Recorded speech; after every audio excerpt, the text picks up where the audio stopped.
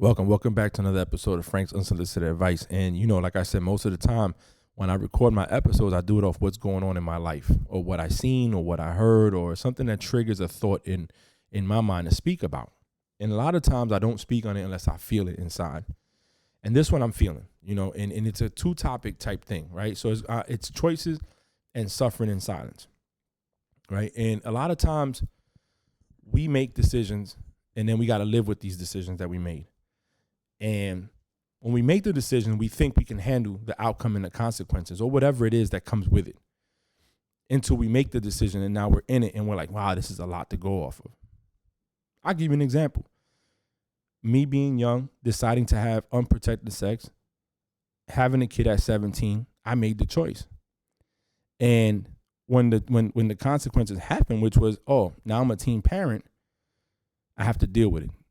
And those, that choice led to many other actions and things to happen that I had to live with because it was my choice in the first place. I knew better, but I chose it. And that was the outcome. So I made my bed, I lay in it. I've always been one of them people that try to live by that. If you make your bed, you lay in it, So if you chose that, you got to deal with the consequences. And I guess that's why certain things I don't do, only because I know I don't want to deal with those consequences. And there's things I'm willing to deal with. So I do it. But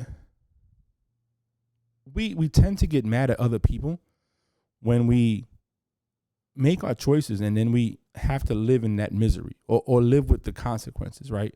Or live with the after effect. And we take it on everybody else as if those people made the choice for us. But they didn't. They didn't make the choice for us. We made that choice. We made that choice thinking that we can handle the outcome and the consequences that come with the choice that we made. And the sad part about it is that in the wake of that and in the end of all of it, the people that we dragged down with us because we thought we can handle something and we couldn't. You take people that are in the military, I can't stand it. I'm getting out. So I'm going to smoke weed or I'm going to do drugs, pop on a piss test and go. Okay. Well, now you did the drugs. You get kicked out. You get an other than honorable, right? But you lose your GI Bill, your VA loan, and you don't have certain opportunities available to you. Yeah, you're out of the contract. You're out of the military. But now your struggle is going to be a lot longer because you don't have the money for school that you thought you would have had. Jobs look at that when your discharge code and say, hey, something happened here. What happened? And, we think that companies can't read our DD-214s and see, but they have people specializing to tell them, listen, this is what happened. This person was kicked out for doing drugs. And in some places, you can't even get a job, like at McDonald's for that. So it's always consequences. That's just an example of that. Let's say you meet someone and that person in a relationship and they lie to you or you lie to them. And now it comes out that there was a deceit at the beginning of it. Anything built on sand is not strong. It's going to fall. So now you built a relationship or you built something on a lie. But now you're in the thick of it. You could have left and you didn't. You stayed. You chose to remain, but you haven't dealt with your feelings to be able to move past it, right? When me and my wife did our anniversary celebration and we kind of renewed our vows here in the house, something simple, not a real big ceremony. It was a thing for us. We plan on doing a real big one at one point, but it was just something for us to do with our friends. I didn't start from the beginning of our relationship, right? I started from when we split up for them 5 years and the hell that we put ourselves through because we never dealt. I know I never dealt with my own stuff that I had to deal with and I never got help for it. I stayed quiet. I dealt with it the best way I know how. In turn, I hurt her. She dealt with her situation the best way she knew how. And eventually that came to a head and we split up for 5 years. And I had to deal with the consequences of my choices. And it hurt. It did. It did. Many nights I would drink myself to sleep just because I was dealing with my own guilt. And I went and got help, and I spoke to somebody for a whole year, and at once a week, I would let my emotions out, and I felt good talking about it. I got to a point where I understood my issues. It wasn't no longer about her issues, it was my issues. So once I was able to do that, and, you know, we took the time apart and we got back together, now we talk, things are better. We appreciate each other. You know, I'm not saying that we're perfect and we don't have our moments where we disagree. You know, we always, two people are always going to disagree. But the difference is now that we deal with it very differently. We're able to talk about things, and when we need to talk about stuff, we do. And we might argue at that point in time, but we come back and when it settles down and we say, hey, you know, this is how I was feeling. I apologize. I should have did this. And, you know, she apologized. She says, I should have did this. So I say that because a lot of times we make these decisions thinking that we can deal with it, and we can't. Or we do deal with them, but the other people pay for the mistakes of someone else and the choice that we made to stay in that situation. That's what I'm trying to get at. You know, which leads to suffering in silence, right? Suffering in silence. And you hear this a lot in the military. Don't suffer in silence, and reach for help, ask for help. And this is not, I don't mean to talk about suicide and stuff like that. I will say this. If you are struggling with your emotions and that's what you're contemplating, please reach out for help. Reach out for help. Call someone. Go to a church. Go to a clinic. Go to a friend. Go to a stranger and say, hey, look, I'm feeling alone. I need somebody to talk to.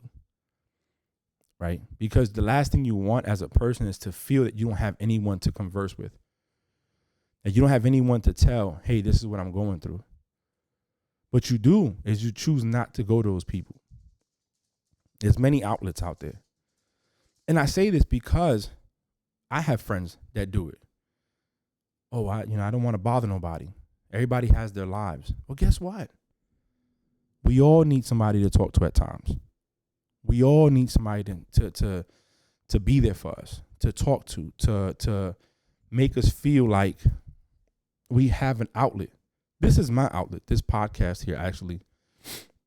Whenever I'm feeling something, I'm feeling down, I'm feeling like I need to get it off my chest, I come and talk on this. This is where this comes from. But not everybody has that.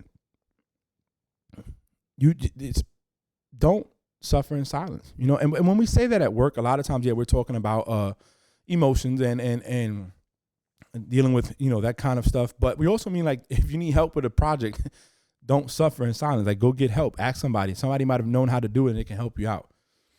But I'm not just talking about that. We as people, sometimes lives get hectic, right? And we think that we're alone in something, and we're not. I've always said it. It's unsolicited advice because it's my thoughts on what I'm dealing with. And I hope that by me saying it out loud, somebody else can appreciate it and join it and take in and say, you know what, I thought I was the only one going through it. I thought I was the only one dealing with that type of situation. And the truth is, people, we're not. I'm 41. Guess what? There's somebody older than me that's probably lived what I've been through. There's probably somebody younger than me living the same situation. So there's always an avenue there for us to get help or get ideas and find an outlet to get some inputs to help us go in the right direction, right? Because now let's go back to choices. It's a choice that we make when we choose not to reach out to people. When we choose not to sit there and say, hey, you've been married for 25 years. How did you do it? Hey, you had a kid at 17, 16. How did you do it? How did you overcome this? Hey, your child is 18, 19 years old, and you told me they're already going through their sexuality and stuff. My child is hitting that age, and I don't know what to do. Help me. Or better yet, hey, I'm dealing with something inside. I've never been there. I don't know what it is. How can you help me? Those are choices that we make. And if we choose to suffer in silence, we never get the help. We never get the help. And in turn, we shut out people. We don't let people see the best of us. We hurt others, and it's a continuous cycle, a perpetuated. It just keeps going. Look in relationships. When somebody gets hurt one time, they just like keep going over and over and hurting everybody. And there was a meme that a friend of mine put up. Porsche sent it to me, I think it was, and it says a guy gets screwed over by a girl at 16, and they screw over every other girl after that. And I comment back, I said facts. It's so true. And it's not just guys, it's women. Some women, they're in abusive relationships. So every guy after that, it's an abusive person, whether they're not. And if they don't get help, it just becomes a bitter moment or something. It's just different things. And it goes back to the choice of us getting help or not getting help. It goes back to suffering in silence. The choices we make as humans. So for whoever needs to hear this out there, this is my message today, this week. If you cannot live with the consequences that comes from the choices or decisions you've made or are going to make, then don't do it.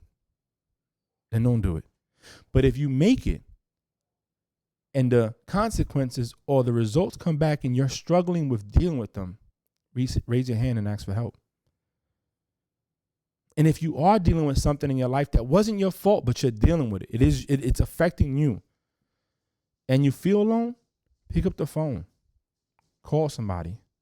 If you listen to my podcast and you need to talk, hey, send me a message. I'll talk with you.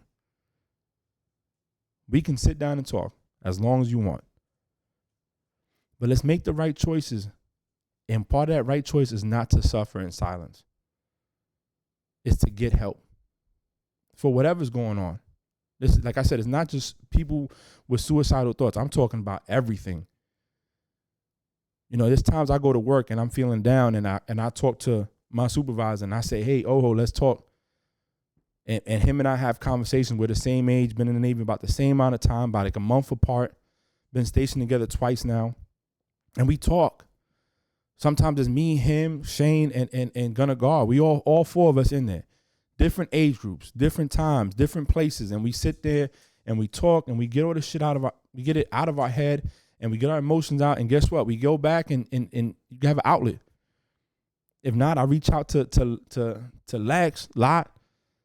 I reach out to somebody. I'm always reaching out to somebody to talk because if I feel overwhelmed and I feel like I'm falling in this hole, if I can't talk to my wife about it, I make sure that I talk to somebody about it. And most of the times I circle back and me and my wife talk about it anyways. Because, that's just what it is. I confide in her a lot. But the things that I feel like, man, I don't want to bother her with, I go to one of my coworkers, one of my boys, and we'll sit down and talk. My cousin, my sister, somebody. But please, let's make the right choices. And when we make them choices, even if they're wrong, we got to learn from them. Reach out to someone. I'm pretty sure that somebody's out there that's been through it or going through it and can give you some advice. That's it for today. Choices and suffering in silence because of them choices. Frank's unsolicited advice. Thank you for listening.